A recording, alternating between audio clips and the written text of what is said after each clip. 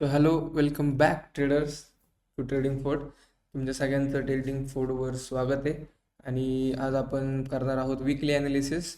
Last टाईमचं analysis perfect गेलं होतं, ठीक आहे. बट आता नेक्स्ट जो वीक आहे, तर जुन्या वीकमध्ये जे काही चांगल्या गोष्टी केल्या आहेत किंवा वाईट गोष्टी केल्या आहेत त्या सगळ्या तिथेच थांबवून त्यातनं लर्निंग घेऊन नेक्स्ट वीक हा स्टार्ट करायचा असतो. आता काही लोक जे असतील ज्यांनी चांगला प्रॉफिट केला असेल, ठीक आहे, केला आहे, वेल अँड गुड. ज्या चांगल्या गोष्टी आहेत त्या नोट डाऊन करा, नेक्स्ट वीकमध्ये अप्लाय करा. काही लोकांचा जर लॉस झाला असेल, ठीक आहे, तर त्यांनी त्या गोष्टी तिथे सोडून द्या, त्या लॉसमधून शिकून घ्या. त्याच चुका रिपीट करू नका, नाहीतर सेम जे लास्ट वीकमध्ये झालं ते या वीकमध्ये होऊ शकतं. आता आपण बघूयात की मार्केटमध्ये झाले काय या जे लास्ट वीक होता त्यामध्ये, आणि त्याचबरोबर आता काय होऊ शकतं, ठीक आहे. तर स्टार्ट करूयात. सगळ्यात पहिल्यांदा आपण गोल्डपासून स्टार्ट करूयात. तर सगळ्यात जापासून आपण सुरुवात करूया की डेची लेवल. तर डेची लेवल तुम्ही बघू शकता की मार्केटने एक ही लिक्विडिटी ग्रॅप करून रिव्हर्स केलं होतं.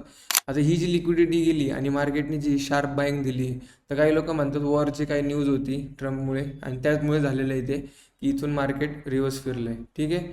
ओव्हरऑल जर वीकचा बायस आपण बघितला तर मार्केटने जसं मी तुम्हाला सांगितलं होतं की ह्या लेवलपर्यंत येऊ शकतं, तर अजून इथूनच ह्याच लेवलच्या आधी गेली आहे. मे बी ह्या वीकच्या सप्लाय कॅन्डलपासून, सॉरी, वीकच्या डिमांड कॅन्डलपासून मार्केट इथून अपसाईड रिजेक्शन देऊन गेलं आहे. तर वीकचा तर ओव्हरऑल बायस दिसतोय की इथे एक रिजेक्शन कॅन्डल झालेली आहे, तर थोडी बाईंग होऊ शकते. बघूया आता छोट्या टाईम फ्रेमवर आपल्याला काय बघायला भेटते ते. त्याचबरोबर जर मी डेला गेलो तर इथे डेची एक बुलिश कॅन्डल, काल फ्रायडे अख्खा ओव्हरऑल बाईंगमध्येच होता. मार्केटने एक मुवमेंट केली, त्यानंतर ॲज युजल जे मार्केट करतं की एक मोठ्या मुवमेंटनंतर थोडं साईडवेज. आणि ह्या जो न्यूयॉर्क सेशन होता त्यामध्ये खूप साऱ्या लोकांचे काल लॉस झालेले आहेत, ठीक आहे. कारण लोकांना वाटलं की मार्केट अप जाईल लगेच खाली जाईल, तर तसं नसतं. एक मोठी मूव आली तर मार्केट थोड्या वेळसाठी कन्सॉलिडेशन करतं, ओके. आता 4 आवरमध्ये इथून आपण जर एक फिबोनाची लेवल ड्रॉ केली तर आपण बघू शकतो की इथून ह्या लेवलपासून ते ह्या लेवलपर्यंत, तर इथे एक 50%चा झोन येतो आहे.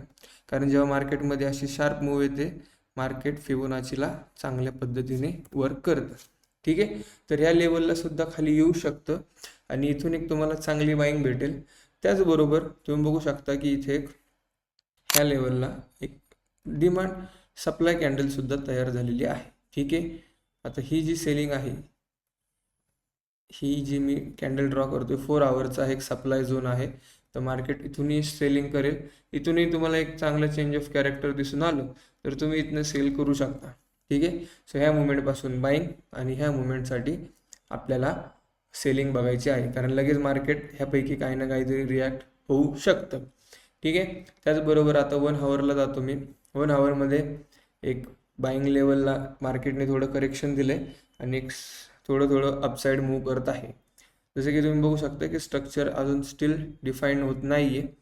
तर 15 मिनिटमध्ये एक इथे रेजिस्टन्स झोन आहे हा, आणि इथे एक सपोर्ट आहे, ठीक आहे. एक ट्रेंड लाईन मी अशी ड्रॉ करून ठेवतो की ॲटलिस्ट मार्केटने या डिमांड लेवलपर्यंत तरी आला पाहिजे. सो प्लॅन इझी आपल्यासाठी की इथून वरती जाऊन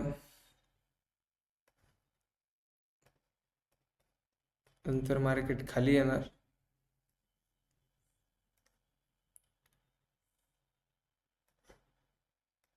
बट इथे एक स्ट्रॉंग झोन आहे, तर मार्केटला जवळपास इथून एक 300 पिप्सची रॅली करून डाऊन साईड येऊ शकतो.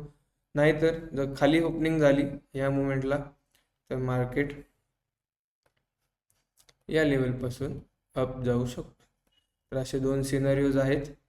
अदरवाईज लगेच ट्रेड करायचा प्रयत्न करू नका. मार्केट काय ओपन होईल सांगता येत नाही आहे, बट ओव्हरऑल मोमेंटम हा शॉर्ट टर्मसाठी बाईंगचा आहे, ठीक आहे. तर उद्या मार्केटमध्ये बाईंग कंटिन्यू होऊ शकते असा माझा एक अंदाज आहे. त्यानंतर आपण जर बघितलं की आता BTC बघूयात आपण.